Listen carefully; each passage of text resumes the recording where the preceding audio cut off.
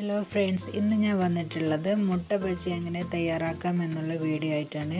വളരെ ടേസ്റ്റി ആയിട്ടുള്ള ഒരു റെസിപ്പിയാണിത്. അതുപോലെ നല്ല ക്രിസ്പിയുമാണ് ഇത് കഴിക്കാൻ വേണ്ടിയിട്ട്.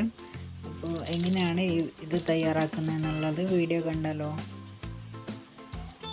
ഇപ്പോൾ അതിനാദ്യം 3 എഗ്ഗ് ഞാനൊന്ന് ബോയിൽ ചെയ്യാൻ വെച്ചിട്ടുണ്ട്. ഇനി ഇതിൻ്റെ കൂട്ട് തയ്യാറാക്കാൻ സവാള ചെറുതായി കനം കുറച്ച് അരിഞ്ഞ് വെച്ചിട്ടുള്ളതാണ്. ഇനി ഇതിലേക്ക് ഒരു 3 പച്ചമുളക് കൂടി എരിവിന് ആവശ്യമായിട്ടുള്ളത് ചെറുതായിട്ട് അരിഞ്ഞിട്ടുള്ളത്, ചെറിയൊരു കഷ്ണം ഇഞ്ചിയും വളരെ ചെറുതാക്കി കട്ട് ചെയ്തിട്ടുള്ളത്. ഇനി ഇവയെല്ലാം ഒന്ന് മിക്സ് ചെയ്തെടുക്കാം. ഇനി ഇതിലേക്ക് കുറച്ച് കടലമാവാണ് ചേർത്ത് കൊടുക്കുന്നത്.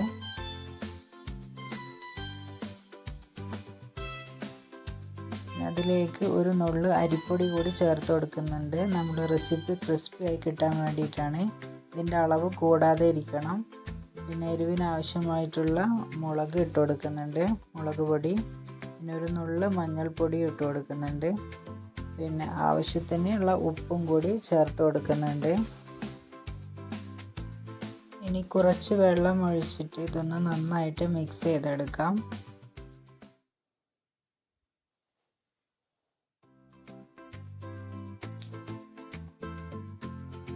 അപ്പോൾ ഈ ഒരു കട്ടിക്ക് വേണം മിക്സ് ചെയ്തെടുക്കാൻ വേണ്ടിയിട്ട്, ലൂസായി പോകാതിരിക്കണം. നമുക്ക് എഗ്ഗ് കൊണ്ട് കോട്ട് ചെയ്തിട്ട് പിന്നെ ഫ്രൈ ചെയ്തെടുക്കാനുള്ളതാണ്. അപ്പോൾ ഒരു എഗ്ഗ് ഞാൻ 4 പീസാക്കിയിട്ടാണ് കട്ട് ചെയ്തിട്ടുള്ളത്. ചെറിയ ചെറിയ പീസാക്കിയിട്ട് വേണം കട്ട് ചെയ്യാൻ വേണ്ടിയിട്ട്. ഇനി ഇതൊന്ന് നമുക്ക് ഈ ഒരു കൂട്ടിലേക്ക് ഇട്ടിട്ടൊന്ന് മുക്കിയെടുക്കാം. നല്ലപോലെ ഒന്ന് കവർ ചെയ്തിട്ട് നമുക്ക് എണ്ണയിലേക്ക് ഇട്ടിട്ട് ഫ്രൈ ചെയ്തെടുക്കാം.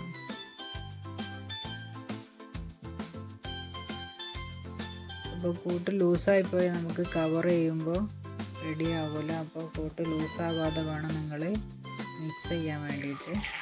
ചൂടായ എണ്ണയിലേക്ക് നമുക്കിത് ഇട്ടിട്ടൊന്ന് ഫ്രൈ ചെയ്തെടുക്കാം. ഫ്രൈ ചെയ്യുമ്പോൾ ശ്രദ്ധിക്കേണ്ടത് ഫ്ലെയിം കുറച്ച് വെച്ചിട്ട് വേണം നമ്മൾ ഇതിലേക്ക് ഇട്ട് കൊടുക്കാൻ.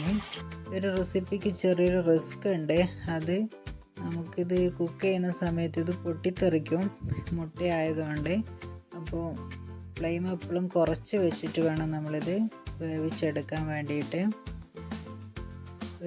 ഫ്ലെയിം കുറച്ചാലും ചില സമയത്ത് പൊട്ടിത്തെറിക്കും. അതുകൊണ്ട് ഇത് നമ്മൾ എണ്ണയിലേക്ക് ഇട്ട് കഴിഞ്ഞാൽ അടുത്ത് നിൽക്കാതിരിക്കുന്നതാണ് ബെറ്റർ. തിരിച്ചിടാനും മറിച്ചിടാനും മാത്രം ഇതിൻ്റെ അടുത്തേക്ക് വന്നാൽ മതി. അങ്ങനെയാണ് ഞാൻ തയ്യാറാക്കാറുള്ളത്. കുറച്ച് റിസ്കി ആയിട്ടുള്ള റെസിപ്പിയാണ്, പക്ഷെ അതുപോലെ തന്നെ നല്ല ടേസ്റ്റുമാണ് കഴിക്കാൻ. 2 വശവും നന്നായിട്ട് വെന്ത് കിട്ടണം. അപ്പം ഫ്ലെയിം കുറച്ച് വെച്ചിട്ട് തന്നെ വേവിച്ചെടുക്കുക. കടലമാവായതുകൊണ്ട് വെന്തിട്ടില്ലെങ്കിൽ ഒന്നിനും പറ്റൂല. അപ്പോൾ നന്നായിട്ട് വേവിച്ചെടുക്കണം ഫ്ലെയിം കുറച്ച് വെച്ചിട്ട്. ഇത് നല്ലപോലെ വെന്ത് കിട്ടിയിട്ടുണ്ട്. ടൈം എടുത്തിട്ട് തന്നെ വേവിച്ചെടുത്തതാണ്. അപ്പോൾ ഇതുപോലെയാണ് മുട്ട ബജി ഞാൻ തയ്യാറാക്കാറുള്ളത്. ഇത് നല്ല ടേസ്റ്റാണ് കഴിക്കാൻ, പക്ഷേ ഇത് പൊട്ടിത്തെറിക്കും എന്നുള്ളൊരു റിസ്ക് മാത്രമേ ഉള്ളൂ. അതുകൊണ്ട് ഉണ്ടാക്കുമ്പോൾ എല്ലാവരും ഒന്ന് ശ്രദ്ധിക്കണം. അപ്പോൾ നമ്മുടെ മുട്ട ബജി റെഡി ആയിട്ടുണ്ട്. പുറത്ത് നല്ല ക്രിസ്പി ആയിട്ടും ഉള്ളിൽ എഗ്ഗൊക്കെ സോഫ്റ്റായിട്ട് തന്നെ ഉണ്ടാവും.